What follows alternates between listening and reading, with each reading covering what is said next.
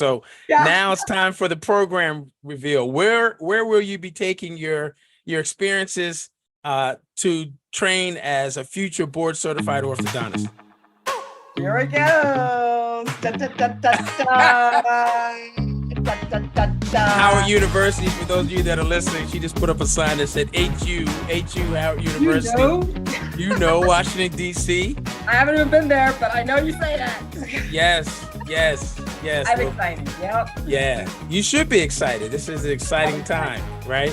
Full circle, exciting time. So HU, Howard University, they take about five or six residents each year. It's a 2-year program. Yes. Let's talk a little bit more about the program. What about the program do you just love based on the research you did, based on the interaction that you had with faculty members during the interview? What are some of the things that you really love about this program?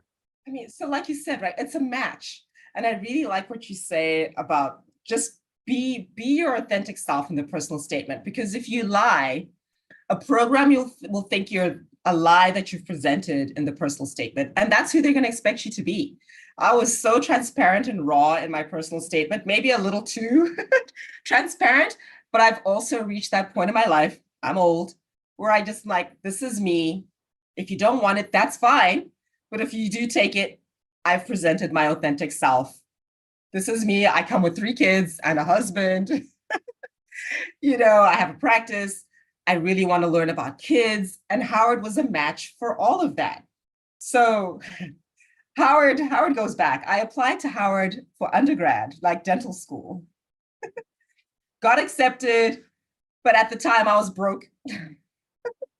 So I ended up chasing the school that offered me the best financial package, because that's all I had. Versus now, Howard doesn't really pay. It's more, I'll be paying, but I'm in a position to. I've been working for 13 years. I have savings. I can afford to pay for the program myself. So that was never an issue. But I love the program director. Dr. Marshall has been amazing the whole time. I'm like, she's approachable. She's easy to talk to. But her advocacy work, she cares about her residents. She cares about her community. The work she's done just in the DC area to transform lives beyond just orthodontics. And she's still in touch with Dr. Tuzo, who's all the way in Bermuda. So that spoke volumes to me. I'm like, she keeps in touch with even alumni from back in the day, internationally. That to me was important. It's not like I left and you've forgotten about me. And even the feedback from the residents, because I know a couple of the residents, some who've just graduated and some from before. And that's one thing they all kept saying, program director loves us. And that's important, because I did attend a residency before where I did have a lot of love from the program directors. That was Bronx, Lebanon. And there's nothing you can replace 2 mentors who want the best for you. So I wanted to be in a program where I know, especially when you're struggling, if there's a course you might be struggling with, that the professors, the faculty, the program directors want you to succeed. That'll make or break you. That's the kind of thing that'll either keep you in a residency or get you kicked out. So I was like, no, will they want me to succeed? I want to be in a program where they want me to succeed.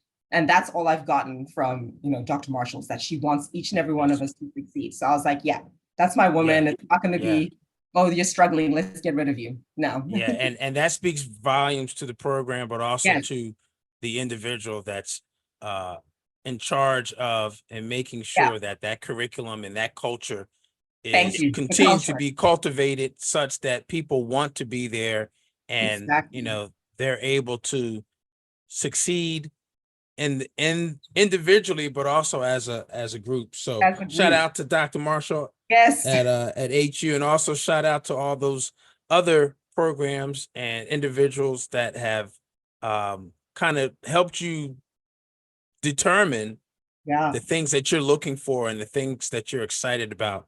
So shout out also to Bronx Care up in New York as well. What you mentioned the advocacy work and how the program has built community within the community, right?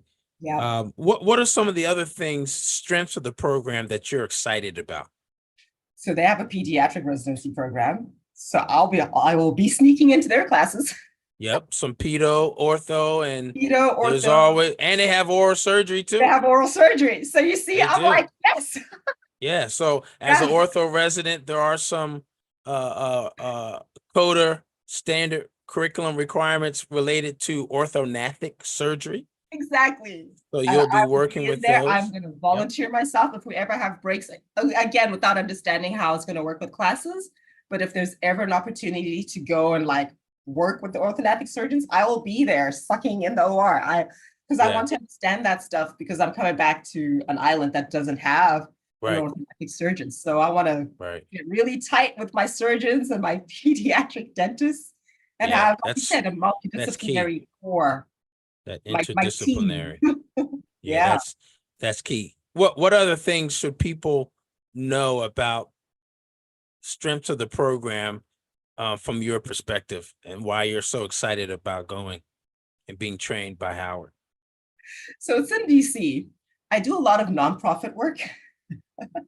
So again, when it goes to advocacy, meeting with officials, getting involved with politicians, pretty much decision makers. I'm quite comfortable with decision makers. You know, I sometimes consider myself a disruptor, but only for the greater good, right? You don't just disrupt for the sake of disrupting, you disrupt for the greater good. So I'm very, very interested in policy.